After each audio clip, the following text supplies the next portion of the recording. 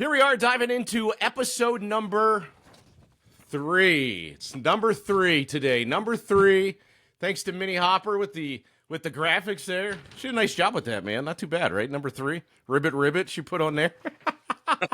It is episode number 3 of Soundcheck with Chase. I'm so honored to have Trent Becker from Trent Becker and the Collective on episode number 3. Great to have you on Soundcheck with Chase, man. How is the world of Trent Becker going? Hey, it's going good right now. Just having fun.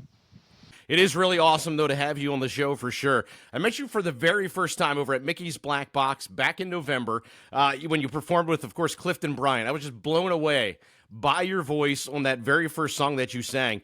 You are really the real deal here in person. Your voice really has that nostalgia country feel, which is awesome to see here in that world of the pop country genre that we're currently in. Just talk about your sound, man, your uniqueness that you bring to the stage each and every single time. Yeah, I mean, I just try to keep it a little bit old school, and I really enjoy the music from the 90s, 2000s, up to like 2010s, you know. Yeah, I just tend to gravitate towards stuff like towards Josh Turner on that end of the spectrum, and some Chris Young, stuff like that. So yeah. Talk about your start and where you said, yeah, I would like to just test the waters here of a music career, see what happens, your influences, where it all came from. Talk about that beginning, man, of the young Trent Becker back in the day. Sure. I mean, I started singing back in elementary school, just choir stuff at a small school, and had a great teacher that was influential to me, taught us how to sing and everything. And then I really kind of dropped it. I was in the band in high school, and just lost touch with it. And then when I turned 21, I went out for karaoke one night and thought, this is actually kind of fun. But I'll tell you what, I sang Long Black Train by Josh Turner, and my knees were shaking and nervous and everything, which I still get nervous and everything. But like, man, it was just a different experience there. But then just about 6 years ago, I was introduced to a friend of mine. His name's Eric Keys, and he does some recording in the studio, and he has been great, great friend, and he did some recordings for me and everything, just cover music and everything like that. And that is kind of where it really got started. And then about 2 years ago, had the opportunity to get started with a band. And so we went ahead and did that. And, now we're doing shows occasionally. We're not booking too heavily, but, I like my free time too. So it's definitely been a lot of fun, though. So you got your start doing karaoke. Talk a little bit about some of your influences, too. I mean, there's nothing like getting a start doing karaoke at a bar, at a local pub here in the central Pennsylvania area. I can tell you what, if I went and did karaoke, man, I'd be thrown off that stage. You probably got a standing ovation, I'm sure, that night of karaoke. But talk about some of your influences in the country music world as well. Sure. So like I said, I've always been a big fan of Josh Turner. I really like his deep voice, and Chris Young. I guess I said that too already. And but I really like the sound of like Keith Whitley, like I like the slow songs more so than the rock and fast songs. But there's a place for that too. But I think that's just kind of where I'm in my zone, like on the slower songs. Right. You do have a great group of guys behind you in your band. Talk about how you picked the guys in your band, how it came to be, how you guys came up with the name and the start, too. Another friend of mine, Nate Washabaugh, he's the rhythm guitar player in the band. And, he was the one that really encouraged me to just say, hey, let's just do it. And if it works out, it does. If it doesn't, that's okay, too. And, he really encouraged me to just, take a leap of faith and take a step out there and just go ahead and do it. But We have a great band. Dave Heisey is on the lead guitar, and man, he can absolutely shred that thing. And Yeah. you know, and for bass, we have Mr. Jason Sensnig. He is just a great guy, great bass player. We hit it off. You know, I love going to practices and stuff. Everybody in the band is just a load of fun. And Blake Hillard is on the drums. And so he actually started out playing the trumpet, and he played he went to college for playing the trumpet. And he's played with the Doobie Brothers and all kinds of big names up in New York. And now he's back home playing with little Trent Becker in the collective. Now I know you had said about how the name got picked. It was actually the first night at Mickey's Black Box. We played there, and I just said, "Well, guys, thanks for being part of the collective." And then I don't remember who it was, but somebody said, "Well, that's the name of the band," and then that's what we went with. Kind of stuck. Yeah, it stuck. Talk about that process too. I mean, when you're a solo musician just starting out, trying to find that band, talk about how tough that is to try and just find the right mix of guys to play with you and try to vibe and get that vibe on stage with you as well. It's got to be hard. Yeah, well, I mean, again, Nate Washaball knew all these guys, and it just kind of all fell together. Like it you know, it was surreal how it just happened. We didn't do auditions or anything like that. We just Wow. got a group of guys together and went with it, and it was, I'm thrilled with how things have been going. Talk about your stage presence when you get up there, Trent. You said you get a little nervous, man. I still get nervous when I pop this microphone after 25 years. I gotta tell you, man. So that's a sign that you love it. You're doing the right thing, right? Yeah, I guess. When I get up there, before that, for side stage or something, Jason Sensnig is always the one that he kind of grabs me by the shoulders and he shakes me a little bit. And he's like, "Are you ready, brother?" And that's a lot. That just to knock a little bit of the Jitters out. Yeah, exactly. And and then once we get up there, it's I tend to just pace around a little bit. I consider myself more of a singer than a performer. But Right. I need that's something I need to work on. It's and I guess it's a continuum and a progression, obviously. So, but sometimes I find myself just pacing around. But the a lot of the gigs that we play kind of have a small stage, so there's not a whole lot of room. Hey man, and the vocals show it all. When you're at a show of Trent Becker and the Collective, man, your vocals say it all. They really do. You have one of the most unique voices I think here in Central PA, and folks that have seen your shows can certainly see that for sure. Wow. Well, thank you. Talk about when you're on that stage too, Trent. I always like to ask artists any embarrassing moments when you're on stage with, say, the band, yourself, or fans. Talk a little bit about that. If any issues have kind of came up and you were like, man, did that just really happen? Well, I guess the one thing just embarrassing to me is like I have a little bit of a I don't know what you would call it, just something I do is I grab my shirt down here on the I guess it's on the right side because I'm holding the Give it mic a little with my tug. left, and I tug at my shirt a little bit, and but the most embarrassing thing is when you forget the lyrics. I try to go without. Oh no!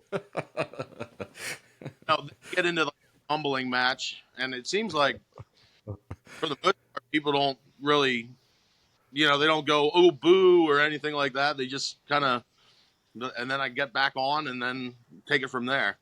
But one of the embarrassing things was we recently did a show, actually where I'm at right now at the Adamstown Rod and Gun, where I just kept singing this chorus. We were singing or playing. It's a Chris Young song. I have to think for a second here. Getting You Home. And I just kept going around on the chorus. I missed there's like you have to hit a certain note to get into the transition to the end of the song, and then I just kept going back into the chorus. I think I did it 2 or 3 times, and that was pretty embarrassing. And eventually Dave just over at me. He's like, "End the song." That's pretty funny. That is pretty good stuff. That is pretty funny. Have you ever had any encounters, any fans or anything at any shows, embarrassing moments with fans? Not so much embarrassing moments with the fans. Sometimes people like to come up at the end of the shows and ask for, make requests for songs, and so our band. Everyone comes from a little bit of a different music background. Not everybody's all country, and Sure. so like we can't just play just anything. If we haven't rehearsed it, and I don't. So that can be a little bit of a challenge, but I wouldn't say there's really been any embarrassing moments with any fans. Wait till you get to those bigger stages, man. I'm sure you're going to encounter some wild and crazy fans, for sure. Talk about go back a little bit too. Talk about some of the best advice that anybody's ever given you when you took on this career and said, "Hey, this country music thing, I think I can do this," and some of the best advice that somebody gave you.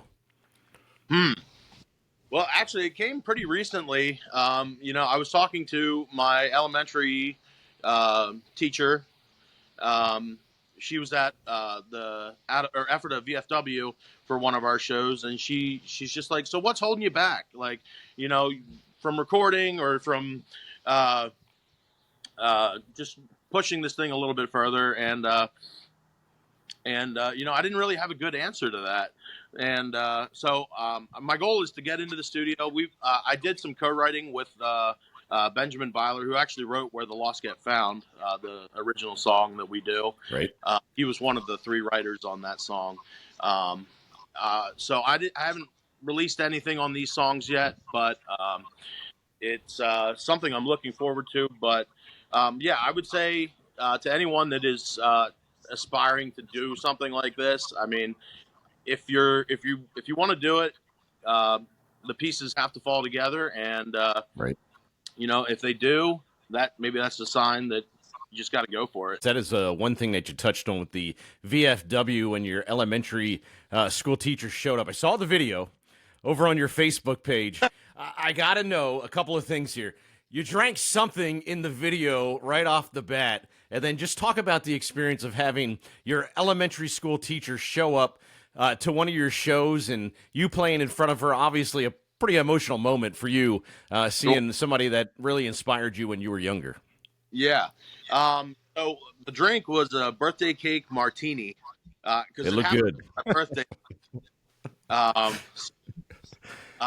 But yeah, it's always, she was the first person I looked to when I was actually up there on the stage. For the first couple songs, I looked at her a lot, and she, she's like, "Yeah, keep doing it. Like you're doing great and everything like that." Tell me, if Trent Becker was not a musician, down the road here, if you were not a musician, what do you think your career path would take you, and what you would be doing? I think I had some really good opportunities with the family business, and I think that's where I would still be. Yeah. So making farm equipment, marketing it, selling parts, selling new product. So yeah, I think that's where I would be. And I'm not sure you're going to have to go that direction quite yet with the voice that you have. I got to tell you that. So you're really making your waves here in central Pennsylvania. I got to say that, Trent, for sure. We're joined, of course, Trent Becker of Trent Becker and the Collective here on episode number 3, Sound Check with Chase. I always like to ask artists, too, if there's a couple of words to describe your music, how would you describe your music? I guess I would say down home. I like the songs that have meaning, and something that can impact somebody's life, and I haven't really thought that much about that. Always a question I'd like to know. I mean, everybody has their own unique style here in central Pennsylvania. You know it. You play with a lot of local artists here in our area. A lot of them just like to describe their music, and it's so unique. We have such a good mix here in central PA. It's obviously a hotbed. I say it all the time of country music and every genre that's here in central PA. Talk a little bit about that too. Sure. I mean, it seems like as the years go by, the melting pot of the USA is starting to come together and Yeah, produce indeed. Yeah. just a wide variety of music with, everybody has their style that they really like, and that's kind of what they put forward when they write or when they perform, and so it's definitely been interesting seeing where music has been going. But yeah, again, like I tend to be a little bit of a country bumpkin, like as far as the older stuff. Like now, I was born in 1990, so it's kind of been like 90s forward that I've mostly listened to. But as you can see, I'm wearing a Johnny Cash shirt right now, so I like a little bit of that too. Hey, you can't go wrong with Johnny Cash, man. Trent, tell me, if you were to compare yourself to one person in the mainstream country music world right now, who would you compare yourself to? I mean, I think it's got to be Luke Combs. I mean, like, It's a good one. That's my boy right back there. Look, I got him right back there. oh, you do, yeah, right behind you. Yeah, I buddy, look at that. reason Little behind, Miller Lake, too, man. Can't go wrong with that. oh, right, but yeah, I'm kind of a bigger guy, and I mean, not kind of, I'm a bigger guy. Luke Combs is a bigger guy, but I resonate with a lot of his music, and he doesn't run around on stage. I don't run around on stage like a lot. There's definitely something to be said for performing and going crazy and everything. But like, sometimes with him, I think it's just about the music. With me, I think it's more about the music than the presentation. And I think that's a great comparison too to Luke Combs. I mean, and I got to ask you, since Luke Combs every now and then on the stage there, he pops open a beer and does a little version of his keg stand on stage. You ever do that on stage? I have not. There's times for that, man. You'll have your moments. You'll have your moments. When it comes to writing original music, Trent, talk a little bit about that too. First question, A, is where do you get the inspiration? And second question, do you find it easy, difficult, or does the music just flow when you sit down and say, okay, we're going to write this one and bang this one out? Well, to me, I've kind of been writing ideas down for a long time. And, it takes a little bit of inspiration from a second mind for, getting someone else involved, I think, to co-write it. Ben Byler does a great job of writing out like a map of how we want this song to progress, talking about things like that, where I tend to be more of like a one-liner kind of guy, like just like, coming up with something simple and hopefully catchy. It's definitely been something that I haven't written any songs solely by myself. So I think it's definitely been a collaboration effort, at least for me. But yeah, it's a little difficult, especially with so many songs being out in this day and age, that you have to do something that's a little different. And I'm not sure what the best way to do that is, but we just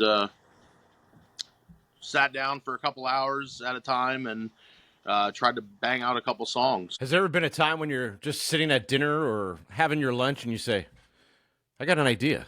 Let's write this one down. You ever have that come across? It has happened sometimes when I'm driving or if I'm at work or if I'm actually where it happens a lot is when I'm sleeping and I wake up and I'm like, oh, that could be something. Those are the worst. But then Those are the worst.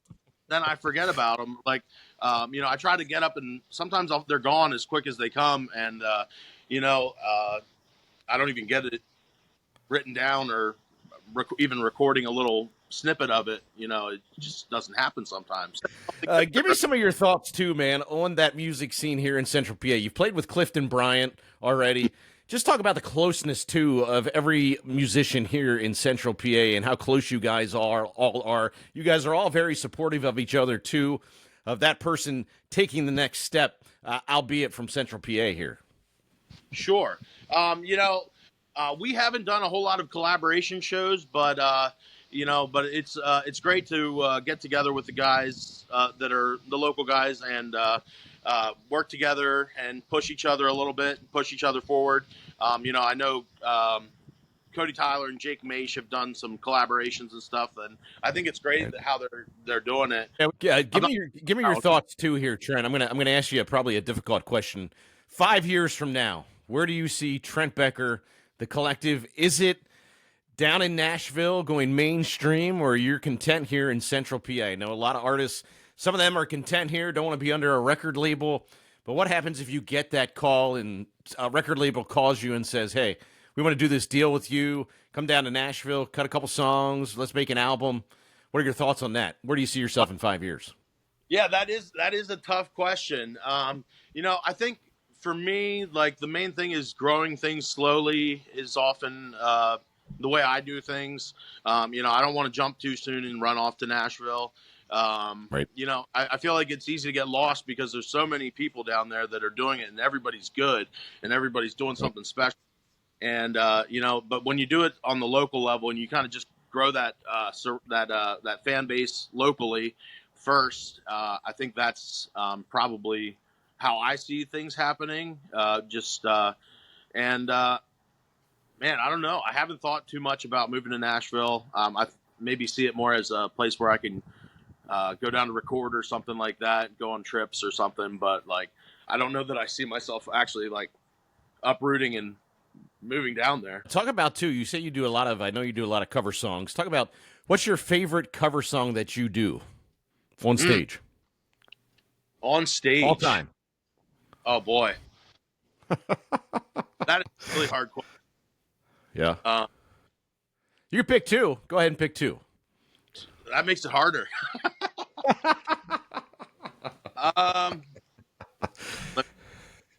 Tennessee Whiskey. I think Tennessee Whiskey would be my. That's a good one. Yep, that's a good one. The flow of it, and like I said, I like the slow songs. Yeah. I can try to do things a little differently, with the vocal runs and stuff like that. Just try to make it different every time in a little bit of a small way. Now, I know you did an amazing job with the Trace Atkins, You're Gonna Miss This. Talk about you doing that song. Talk about the video that you did for that song too, how that came to be, because you did an awesome job with that song. Well, I appreciate that. And again, big thanks goes to Eric Keys on that one. He did the recording. He made the video, did the editing for everything. And, we've done quite a few songs like that. And so, yeah, we just, as far as making the video, we just drove around till we found a spot on a back road that looked good. And we had the wheat fields there. And then as far as recording the song, I think he suggested that song to me and said he thought that would be one that would, match my Sure. vocal. So that's kind of how that came about. And, usually we can do a cover. Now, when we do the covers, we had been doing with a backing track. And then so he would just be doing the editing the vocals and everything. And then it gets applied to this backing track. I don't know a whole lot of the technical terms, but more recently we've been doing more like just little snippets, with the piano. Eric's a great keyboard player, and so we would just do like a verse and chorus or something like that. The last one we did, I think, was Colder Weather by Zach Brown Band. Yeah, if you haven't checked out the song yet, Trace Atkins, the cover, You're Gonna Miss This by Trent Becker. Got to check it out. Head over to his Facebook page, link up to his website there. You can check it out there and everywhere else, which we'll get to a little bit later on, of where you can get all of Trent Becker's music. Of course, joined by Trent Becker and the Collective, episode number 3. It is Soundcheck with Chase. In a little bit here, we're going to have Trent do some a cappella stuff.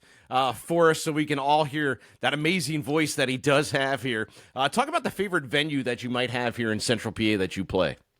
I mean, Mickey's Black Box was really a cool experience getting to play up Great there. venue. Yeah. It was just truly. It's kind of surreal playing on a stage like that. That was the first that I'd been exposed to something like that. They do a great job there, and that place is just set up perfect. It is an amazing place, Mickey's Black Box. You haven't checked out a show, highly recommend it. Talk about your all-time favorite venue that you'd love to play at that you haven't played at yet. You ever put that into perspective where you'd like to play? I haven't thought too extensively about that either, but one place that I went to see a show was the Fillmore in Philadelphia. I thought that was a really cool venue that I would play sometime. I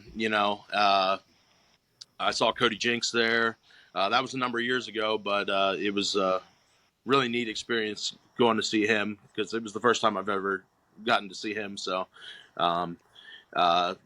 but yeah, that was just a really neat venue, and I think that would be a place that would be great to play someday.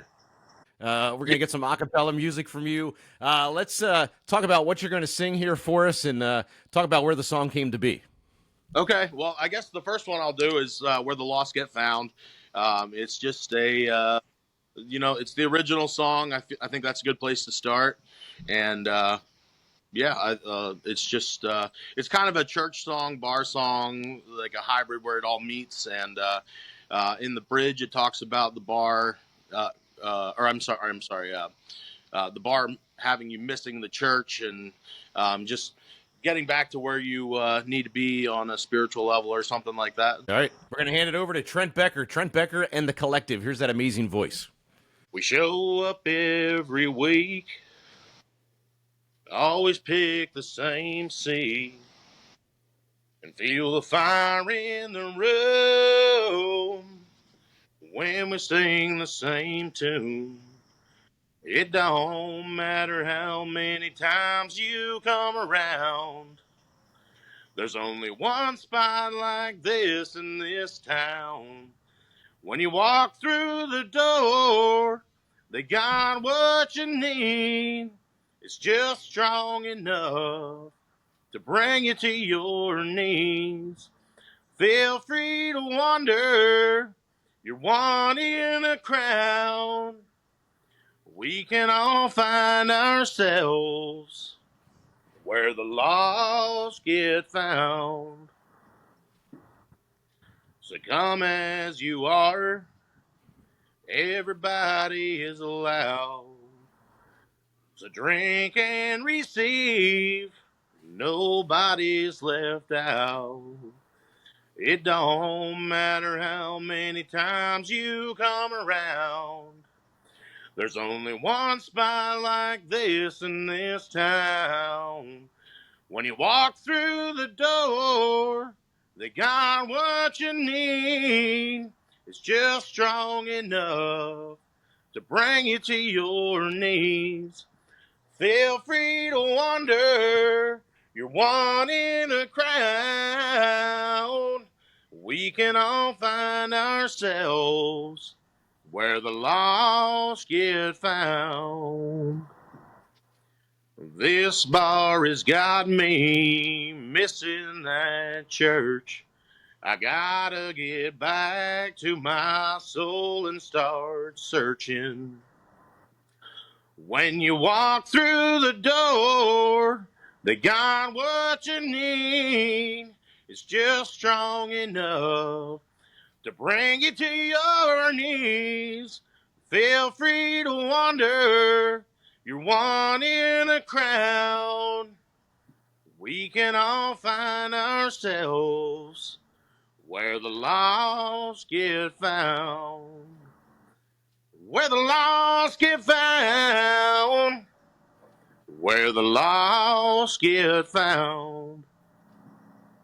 That's it for that one.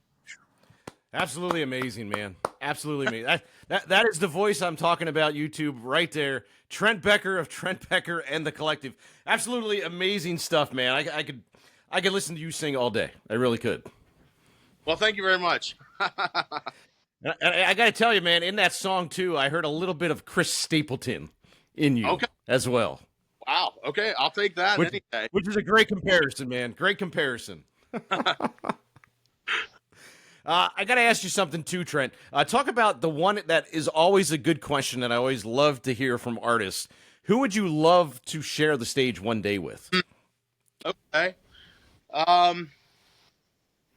Man, you ask tough questions sometimes. I'm only throwing the tough questions at you, man. No, that's fine. That's fine. Yeah. Man, I think Jason Aldean actually. Yeah. You know, he's someone that I just connect with a lot on. I love his music, and then also I think he has his head screwed on right. I agree with him on a lot of fronts, with beliefs and everything like that. And he's been someone I saw him once, and that was a great experience as well. So, and he's full of energy. He's just kind of the whole package, the real deal. Yeah, he puts on an absolute amazing show, and he doesn't shy too far from what he believes in, and you got to love that from Jason Aldean for sure. Sure. We're going to dive into some fun stuff here for you, Trent. Let's kind of lighten the mood here. Most useless talent you have, if you do have one, that people look at you and be like, really? That's the talent you have? You got any? Oh man, I can make some weird noises, but I don't know if I'm on You camera. got one for us? Let me hear a weird noise, man. I want to hear one. Come on, I want to hear one. I'm putting you on the spot. That. No, I don't think I should. I really don't think I should. No, I mean that would be embarrassing. Nice, nice. Now talk about too. You are a fisherman, right? That is do correct. A lot of fishing. Talk about the biggest fish that Trent Becker has caught. Well, I'm mostly a bass fisherman, so I'm going to talk about that one. I was over at Octorara Lake, and this was a couple years ago, and I was fishing a jig, and I saw this big, huge bass. I'm not sure, it was like sunning or something up in shallow water, and I made a pitch at it, and it scared it off. And I'm not even sure if that's the one I caught, but I kind of gave up on hope on catching that fish because it just took off. And it may have been spawning. I'm not even really sure. And so I moved on, and I just went to the next tree. I was fishing through the heavy brush, and all of a sudden I just felt this thump, and I set the hook, and it wasn't coming very. It was. I could tell it was something big. I didn't think it would be. Gave you a struggle, huh? But so I just started pulling on it about as hard as I could, because there was this branch right ahead of it that I could see the fish swimming. Eventually, it came up, out of the deeper water, and it was swimming towards a branch, and I was using 20-pound fluorocarbon. So if it were to come in contact with that branch, the line, that fish would have been gone. So I just was yanking, and then finally I got its head turned, and I got it in. But unfortunately, my the camera on my phone was cracked. Oh no! So what I did, I yelled at the boat across the lake to come over, and I said, I got a giant. You got to come over. And then they had an iPhone. They took pictures of it and everything. And so they sent me pictures of it. And so I had it on my phone. But then the next weekend, I went out fishing, and I fell in the lake. And it drowned the phone. Went with you. So I fish anymore. And but it was I think it was 23 and a half inches. Wow. Or 24 and a half. I forget it. I don't remember exactly what it was. And it weighed 7 pounds, 13 ounces, and I think 9/16 of an ounce. So it was almost 8 pounds. And wow. that's my biggest largemouth. But Yeah. I don't know if anyone believes me now that I don't have proof of it, because they say Yeah, no pictures, no proof, man. There's right. no Yeah. that is some good eating though, man. Did you fry him up then? No, I released that one. It Okay. was it was actually before the season was open for harvesting. So I couldn't. I actually took the pictures and the measurements back to the tackle shop there on the lake, and he was going to write me a certificate. And then he's like, you know what? He read the fine print, and they have to be in season where you can actually keep them. It's all good. I enjoyed that day, that experience fishing. That was just awesome. Talk about if we turned on your radio right now, what would you have on your radio? Where the wild things are. I think that's what I would have on my radio right now. It's not even that new of a song anymore, but I just really thought that's a beautifully written song, and he does it. I mean, Luke Combs kills it. He does a great job. Yeah, he absolutely does. One more question here before we have you break into another a cappella song. Any pregame ritual you go through when you get up on that stage? Any type of, pre-concert meal that Trent Becker has that your go-to before you hit on that stage? I don't really have anything specific, but I try to eat something light. I don't want to run out of energy, but at the same time, I don't want to be stuffed, because then you can't. How are you supposed to sing when you can't breathe? Right. All right. That would be bad. That would be bad.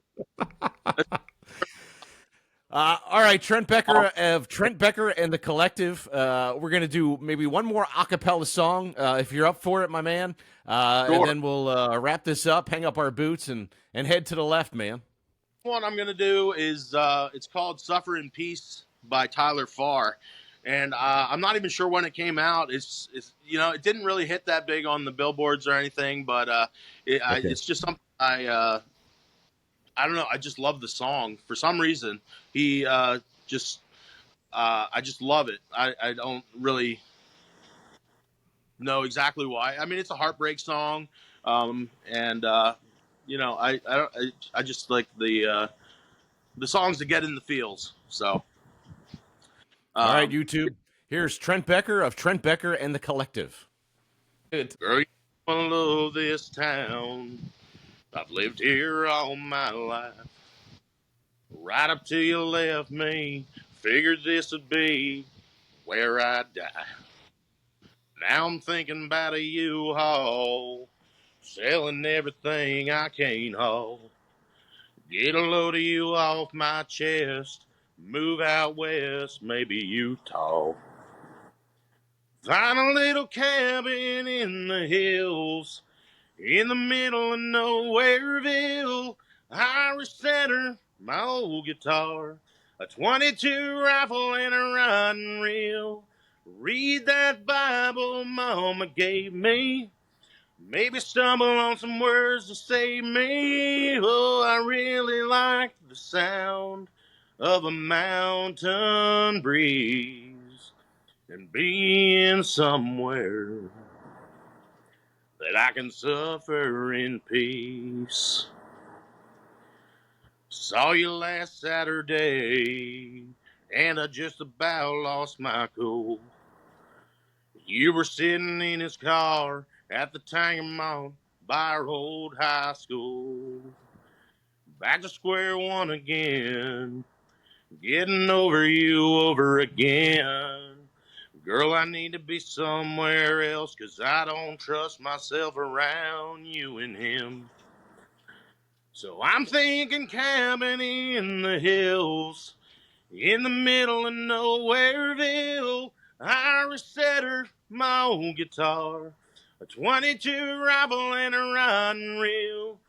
Thumb through that Bible Mama gave me.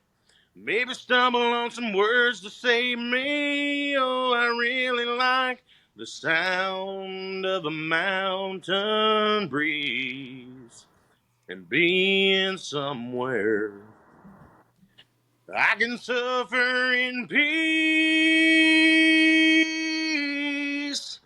I can suffer in peace. suffer in peace. Absolutely amazing, Trent Becker. If you have not seen Trent Becker and the Collective out at a show here in Central Pennsylvania, it is a must-see show, man. You're an absolute gem here to Central Pennsylvania. Appreciate you doing the show for us. Before we hang up our boots, though, we do have to go through this or that. I'm not sure if you heard the previous 2 episodes. We end it with this or that. You get to pick either one thing or the other, and then we'll talk about your socials. We'll get all your information, where you're playing next, and we'll wrap this thing up, Trent. So here we go. You ready? Sure. Big venue or small venue? Let's go. I'd probably go maybe big venue. Okay. Big, yeah. Summer or winter? Winter. I think I may know the answer to this. The beach or the great outdoors? Great outdoors. Yeah, I knew it. Mixed drink or beer? Beer. And then the final one, playing acoustic by yourself or, of course, with the band? With the band. Trent Becker, this has been awesome, man. Love the time. Talk about your socials, where everybody can find you. They can find your music, where you're going to be at here upcoming next week. Talk about where they can find you and also see a show of Trent Becker and the Collective. Sure. I guess the most used form of social media that I use is Facebook. We have a page called Trent Becker and the Collective. And then I also have my personal page, just Trent Becker. I'm holding up a fish on the one, and the other one shows actually a picture from Mickey's Black Box there. So I try to post all the upcoming shows on there. I have Instagram as well, and that's Trent Becker Music. I have YouTube. If you just search Trent Becker, that should come up. We have a couple videos on there. Where the Lost Get Found, there's a music video up on that, and then a couple of the ones I did with Eric are on there as well. Our next show is going to be at Zia Maria's. That is, August 30th. That's a Saturday night, 8 to 12. All are welcome there. We will be at Reamstown Days September 5th. That's a Friday night from 7 to 10. That's open to the public. Children are welcome. Everyone's welcome to that. That's a really good, fun atmosphere to be at. It's like a Reamstown carnival festival type thing. And then September 6th, we'll be at the Calico Tavern for an acoustic gig. That is from, I believe, 8 to 11. And they are selling tickets there, $5 a piece. It's a small venue, so if you get the pre-sale tickets, you will have first dibs on getting in. I don't know how full it's going to get, but you never know. Awesome stuff, Trent. For more information, check out his Facebook page. Check out all the information there. You have to check out Trent Becker and the Collective at a show. You just heard the amazing vocals. Best of luck to you, Trent. All the success that comes with it, man, down the road. You certainly deserve it. I appreciate you joining us here on episode number 3 of Soundcheck with Chase. Hey, thank you, Chase, for having me, and just had a great time today, and looking forward to hearing you on the radio and checking out your podcast in the future as well.